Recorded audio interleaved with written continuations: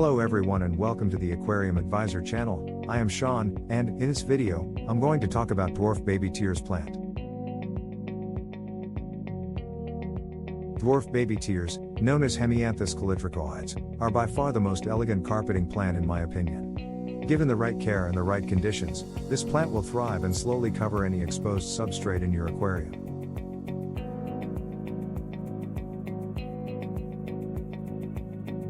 What is the growth rate of this plant?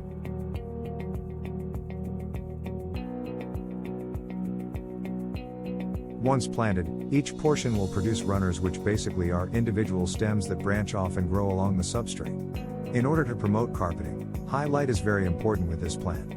Dwarf baby tears light requirements are at least 2 light fixtures on your tank, or growing this plant in a short aquarium, where it sits close to the light fixture, is best to provide adequate lighting for this plant.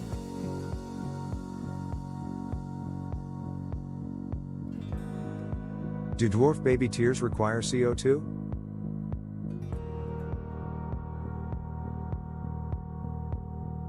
CO2 is a must as well.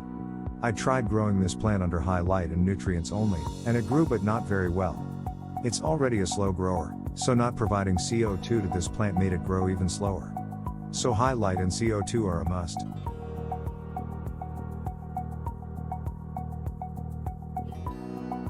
Baby dwarf tears are very sensitive to temperature. Grow this plant in a tank that maintains a constant temperature of 78 degrees and below. Anything over that will just make this plant melt.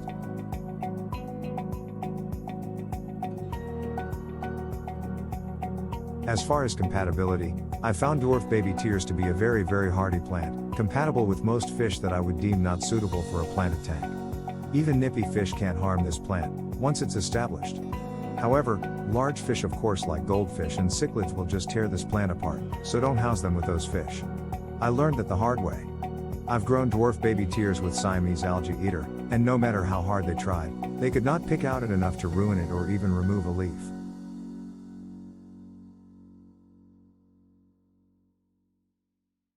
So nippy fish will be perfectly fine being housed with this plant, but don't get crazy with cichlids or goldfish because they'll just turn it into one expensive salad.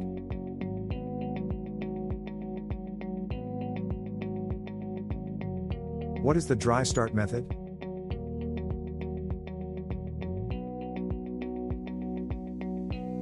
For those of you who don't know what is the dry start method, is where you scape the tank, put in the substrate, put in the hardscape, and then plant the plant without water.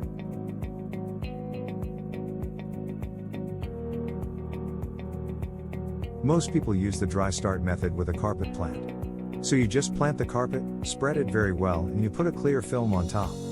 You have to keep it like this for a period of 4 to 6 weeks. Then you need to give it a daily spray, and you open it so they get some fresh air inside, and what happens, it's like in a nursery. It's in very high humidity, the plant's growing, no water changes, and no algae.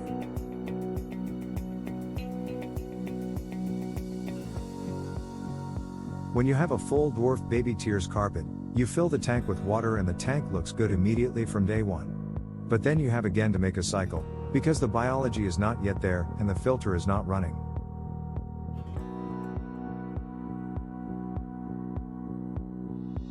I hope you enjoyed the video. If you did enjoy the video, share, subscribe, and we will see you the next time.